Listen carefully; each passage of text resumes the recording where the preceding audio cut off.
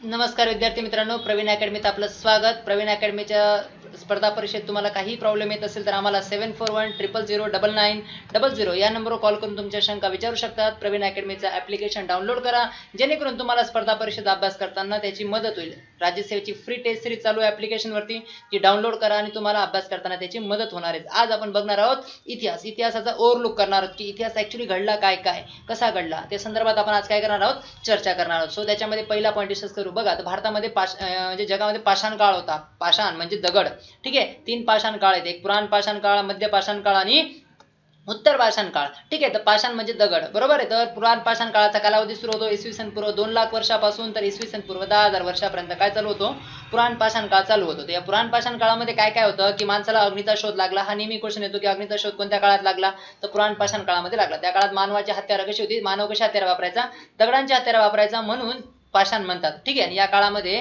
पटना येथे, महाराष्ट्रातील पाटणा येथे काय सापडलेलं आहे, शाहमृगचे अंडे पण सापडलेले आपल्याला पाहण्यास मिळतील, ठीक आहे। सो हे सर्व आपण जस्ट ओव्हरलुक करत आहोत, फक्त अजून खूप काही हे सांगण्यासारखे पाषाण काळामध्ये, ठीक आहे। तर या पाषाण काळामधल्या महत्त्वाच्या साइट्स कोणकोणत्या आहेत, म्हणजे जिथं जिथं मानवांचं अस्तित्व होतं असं कोणकोणत्या जागा आज अस्तित्वात आहेत, तर भीमबेटका मध्य प्रदेशमध्ये सर्वात इम्पॉर्टंट साइट्स आहे, ठीक आहे।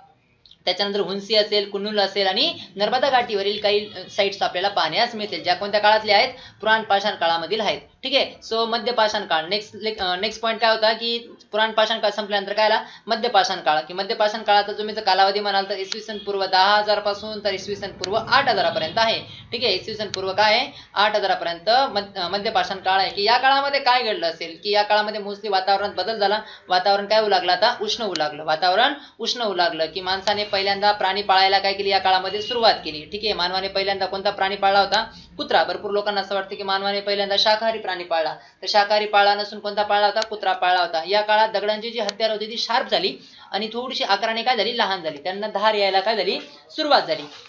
बघा, नेक्स्ट पॉईंट आपण डिस्कस करू की त्याच्यानंतर आला उत्तर पाषाण काळ। मग उत्तर पाषाण काळामध्ये काय झालं की मानवाने कायला सुरुवात केली, शेती करायला काय केली, सुरुवात केली। त्याच्यानंतर या उत्तर पाषाण काळामध्ये चाकाचा शोध लागला। इनामगाव एक साईट आहे, या काळामध्ये खूप फेमस साईट आहे। इनामगाव काय आहे माहितीये का, की एक घर आहे आणि एका घराच्या मध्ये एक, जसं की घराच्या मध्ये आजूबाजूला घर असतात आणि मध्ये एक वाडा असतो, बरोबर आहे। तर एक मोकळी जागा असते, त्या मोकळ्या जागेमध्ये एका पलंगावर एका माणसाची कब्र आपल्याला पाहण्यास मिळतील आणि ते गाव आजूबाजूच्या म्हणजे आजूबाजूच्या घरांपेक्षा ते घर काय होतं, मोठं होतं आणि गावाच्या मध्यभागी होतं।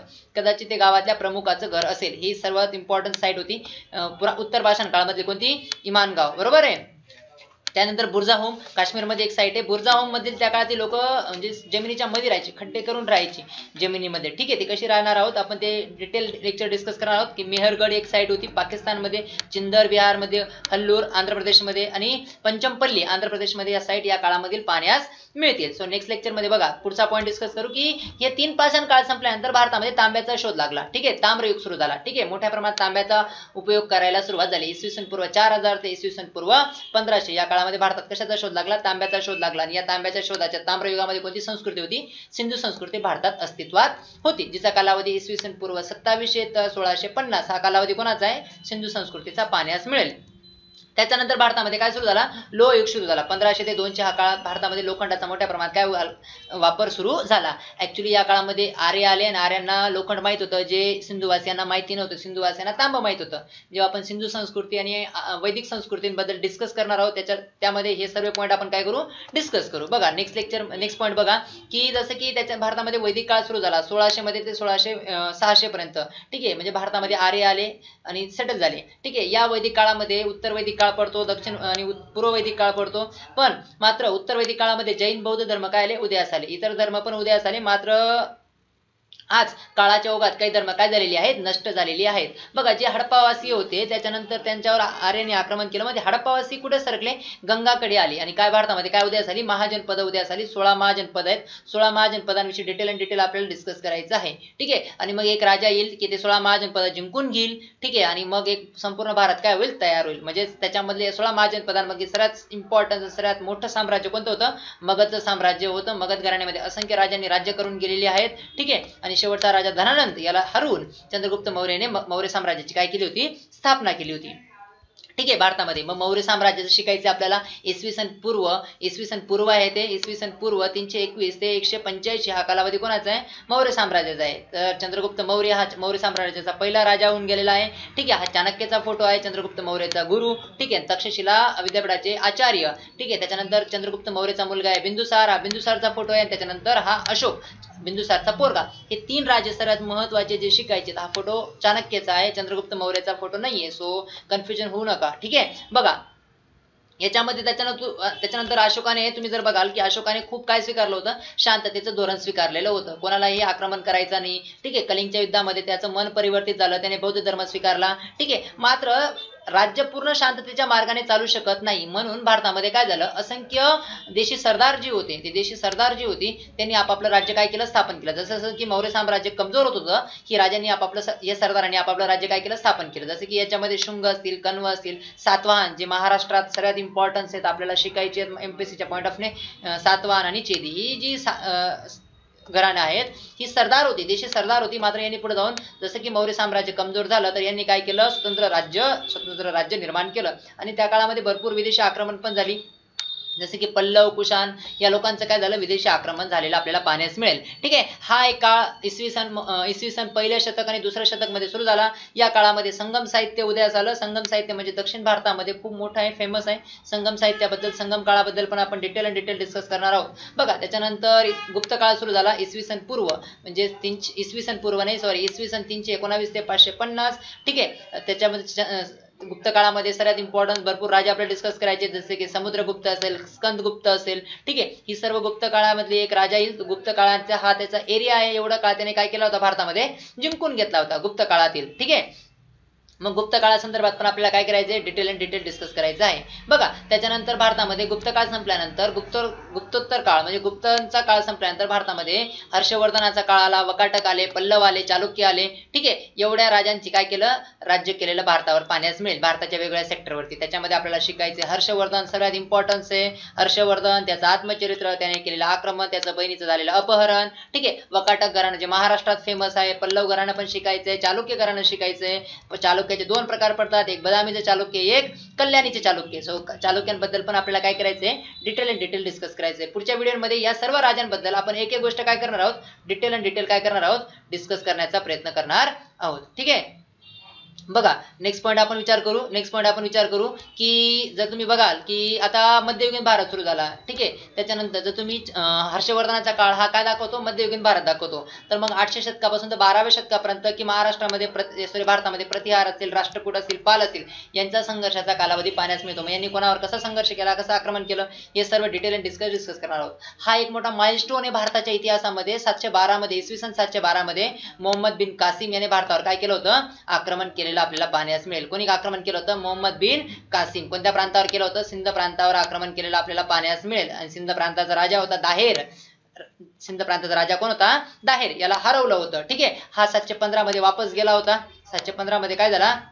वापस झाला. त्याच्यानंतर 1000 ते 1027 भारतावर मोहम्मद गजनीने असंख्य वेळा काय केलेलं होतं? आक्रमण केलेलं होतं. त्याचं मंदिर लुटणं हा नॅशनल उद्योग होता. त्याचं भारतावर राज्य करण्याचा पर्पज नव्हता. तर काय करणं पर्पज होता? मंदिर लुटणं हा त्याचा काय होता? पर्पज होता. ठीक आहे. त्याच्यानंतर तुम्ही जर गजनीचं बघाल तर 1012चं सोमनाथ मंदिरावर प्रसिद्ध आक्रमण आहे. ठीक आहे. त्या आक्रमणासंदर्भात त्याने सोमनाथ मंदिर गुजरातमध्ये आहे, माहित असेल तुम्हाला. सोमनाथ मंदिरावर आक्रमण केलं आणि मोहम्मद गजनीचा मृत्यू 1030 मध्ये झालेला आपल्याला पाहण्यास मिळेल. हे सर्व गोष्टी आपल्याला इतिहासामध्ये काय करायच्या आहेत? डिस्कस करायच्या आहेत. बघा त्याच्यानंतर भारतामध्ये राजपुतांचा काळ सुरू झाला. राजपुतांचा पहिला म्हणजे राजपुतांमध्ये एक महत्वाचा राजा आहे तोमर. त्याने 1865 पर्यंत राज्य केलं. त्याने पहिला असा राजा आहे भारताचा ज्याने आपली राजधानी काय बनवली?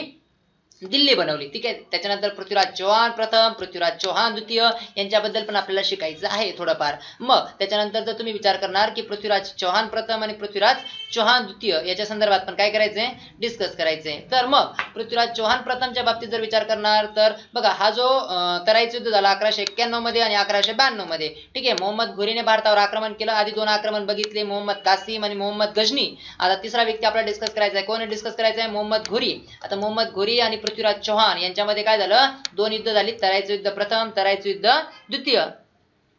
ठीक आहे. आणि प्रथम जे युद्ध झालं त्याच्या हे पृथ्वीराज चव्हाण द्वितीय आहेत. हे पृथ्वीराज चव्हाण कोण आहेत? द्वितीय आहेत. खूप फेमस व्यक्तिमत्व आहे. दुसरं युद्ध पृथ्वीराज चव्हाण काय झाले? हारले.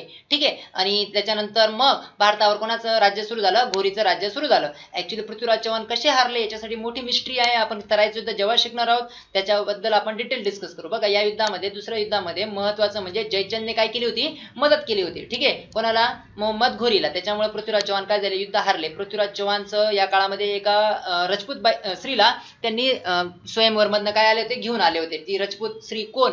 फेमस लव्ह स्टोरी आहे पृथ्वीराज चव्हाणांची. मला तुम्ही कमेंट करून सांगा. तराईचं युद्ध 1, तराईचं युद्ध 2. त्याच्यानंतर मोहम्मद घोरीचा मृत्यू झाला 1206 मध्ये. कसा झाला? कोणत्या जातीने मारलं? ठीक आहे. त्याच्याबद्दल आपण डिटेल डिस्कस करणार आहोत. बघा मग मोहम्मद घोरीचा जो गुलाम होता कुतुबुद्दीन ऐबक याने भारतावर काय केलं? राज्य केलं. 1206 ते 1210 हा काळ आहे कुतुबुद्दीन ऐबकचा. कुतुबुद्दीन ऐबकने काय काय केलं? कुतुब मिनार बांधायला सुरुवात केली, 2.5 दिन का झोपडा बांधायला सुरुवात केली. हे सर्व आपण काय करणार आहोत? डिस्कस करणार आहोत. हे आहे गुलाम घराणं 1210 ते 1290 म्हणजे हे सर्व कुतुबुद्दीन ऐबकचे काय आहेत? वंशज आहेत. ठीक आहे. कुतुबुद्दीन ऐबक आणि मग कुतुबुद्दीन ऐबक नंतर 1210 ते 1236 इल्तमश. हा इल्तमश आहे. Sorry for that thing. हा काय आहे? इल्तमश आहे. इल्तमशने राज्य केलं. हा इल्तमश गुलामांचा गुलाम पण म्हणतात. इल्तमशला काय म्हणतात? गुलामांचा गुलाम. कारण की हा कुतुबुद्दीन ऐबकचा काय होता? गुलाम होता.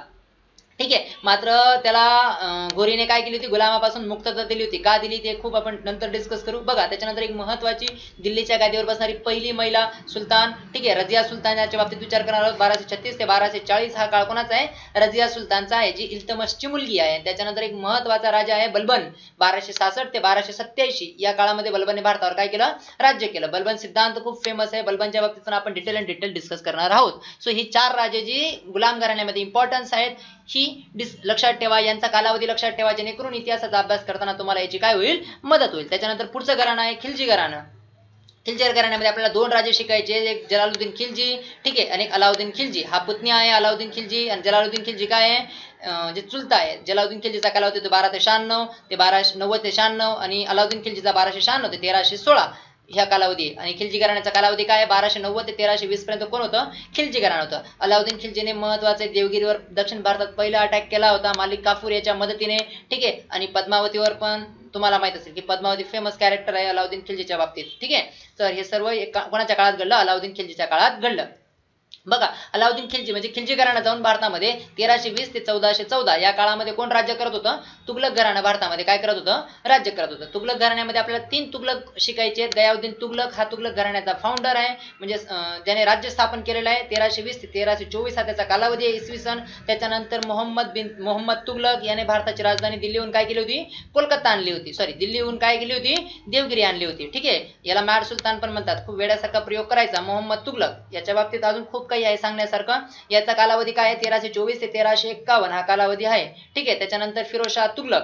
ठीक आहे. त्याचा 1351 ते 1388 हा कालावधी कोणाचा आहे? फिरोजशाह तुगलकचा आहे. ठीक आहे. हे तुगलक घराण्याच्या 3 राजांबद्दलच माहिती गोळा करायची. बाकीच्या राजांबद्दल माहिती गोळा करण्याचा प्रयत्न करायचा नाही. त्याच्यानंतर आपल्याला पुढचं घराणं शिकायचं सय्यद घराणं. सय्यद घराण्याचा कालावधी आहे 1414 ते 1451. त्याच्यापैकी फक्त खाजीर खान हा सय्यद घराण्याचा संस्थापक आहे. याच्याबद्दलच माहिती गोळा करण्याचा प्रयत्न करायचा आहे. त्याच्यानंतर बघा पुढचं घराणं सर्वात इम्पॉर्टन्स आहे लोधी घराणं. बहालोल लोधी हा 1351 ते 1451 ते 1489 हा बहालोल लोधीचा कालावधी आहे. लोधी घराण्याचा टोटल कालावधी गेला आहे 1451 ते 1526 आणि शेवटचा राजा होता लोधी घराण्याचा इब्राहिम लोधी. इब्राहिम लोधी बद्दल आपल्याला काय करायचंय? डिस्कस करायचंय. मग इब्राहिम लोधी आणि वर्सेस काय? बाबर यांच्यामध्ये पानिपतचं युद्ध घडलं. हा बाबरचा फोटो आहे. बाबरचा कालावधी आहे 1526 ते 1530. हा कोणाचा कालावधी आहे? बाबरचा कालावधी पाण्यास मिळेल. मग इब्राहिम लोधी आणि बाबर यांच्यामध्ये 1526 ला पानिपतचं प्रथम युद्ध घडलं. ठीक आहे. या युद्धात इब्राहिम लोधी हारला आणि बाबर काय झाला? जिंकला. बाबरने प्रथमतः काय केलं होतं? बारूदचा वापर पण केलेला होता या युद्धामध्ये. ठीक आहे. मग 1526 मध्ये पानिपतचं युद्ध इब्राहिम लोधी हारल्यानंतर भारतावर राज्य कोणी केलं? बाबरने भारतावर राज्य करायला काय केली? सुरुवात केली. ठीक आहे. आणि मग बाबर गेल्यानंतर बाबर 1530 मध्ये मेला. बाबरचं डिटेल खूप डिस्कस करणार बाबर बद्दल पण. त्याच्यानंतर बाबरचा मुलगा राजा झाला 1530 ते 1540. कोण? हुमायून. ठीक आहे. आणि या हुमायूनला हरवलं पण पुन्हा कोणी हरवलं? शेरशाह सुरीने हरवलं. मात्र एक मिस्टेक करून दिली होती शेरशाह सुरीने की बाबरला जिवंत सोडून दिलं होतं. म्हणून शेरशाह सुरीने भारतावर राज्य केलं 1540 ते 1555 या काळामध्ये. भारतावर काय केलं होतं, राज्य केलं होतं. ठीक आहे. आणि याने पण ग्रँड ट्रॅक रोड आणला, रुपया हे नाणं आणलं. ठीक आहे. शेतीवर कर लावायला सुरुवात केली. याच्याबद्दल 3 ते 4 गोष्टी शिकणं आपल्याला महत्वाचं आहे. पुन्हा शेरशाह सुरीवर आक्रमण केलं कोणी, हुमायूनने 1555 मध्ये, आणि पुन्हा हुमायूनला हरवलं. ठीक आहे. आणि पुन्हा भारतावर राज्य करायला सुरुवात केली 1555 ते 1556. मात्र एका शिडीवरती पडून ठीक आहे हुमायूनचा काय झाला होता, मृत्यू झाला होता. आणि मग हुमायूनचा जेव्हा मृत्यू झाला तेव्हा अकबर अमरकोटला होता. अकबर कुठं होता, लहान पोरग होतं. कारण की अकबरचा जवळजवळ कालावधी जर तुम्ही बघाल तर 1542 हा म्हणजे जन्मवर्ष आहे कोणाचं, अकबरचं. आणि मग अकबर तेव्हा 13-14 वर्षाचा होता. त्याच्यामुळे तो अमरकोटला होता राजपुतांकडे. अकबरचं पूर्ण बचपन राजपुतांबरोबर गेलंय, म्हणून त्याला राजपुतांबरोबर बऱ्याच प्रमाणात सहानुभूती होती. जसं की आपण जोधा अकबर म्हणतो, जोधा अकबर साठी पण आपल्याला काय करायचंय, जोधा अकबर किंवा अकबर बाबतीत पण डिस्कस करायचंय. मग बघा, जेव्हा दिल्लीमध्ये हुमायून मेला तेव्हा दिल्लीचा एक जवळचा राजा विक्रमादित्य हेमू हा दिल्लीच्या गादीवर बसला. दिल्लीच्या गादीवर बसणारा शेवटचा हिंदू राजा आहे कोण, विक्रमादित्य हेमू. 1 वर्षासाठी बसला. ठीक आहे. शेवटी अकबरने पुन्हा अटॅक केला. अकबर आला होता की माझ्या बापाची गादी तू का घेतली. ठीक आहे. मग अकबरने हेमू मध्ये पुन्हा पानिपतचं दुसरं युद्ध झालं 1556 मध्ये. ठीक आहे. युद्ध कोण जिंकलं, अकबर जिंकला, हेमू हरला. अकबरचं वय फक्त 14 वर्ष होतं. इमॅजिन करा, वयाच्या 14व्या वर्षी त्याने पानिपत जिंकलं होतं. ठीक आहे. तर मोठी गोष्ट ही आपल्यासाठी. 1556 मध्ये पानिपतचं दुसरं युद्ध झालं, अकबर वर्सेस हेमू. ठीक आहे. त्याच्यानंतर बघा, मग अकबरने भारतावर राज्य केलं, जवळजवळ 50 वर्ष राज्य केलं. 1556 ते 1605.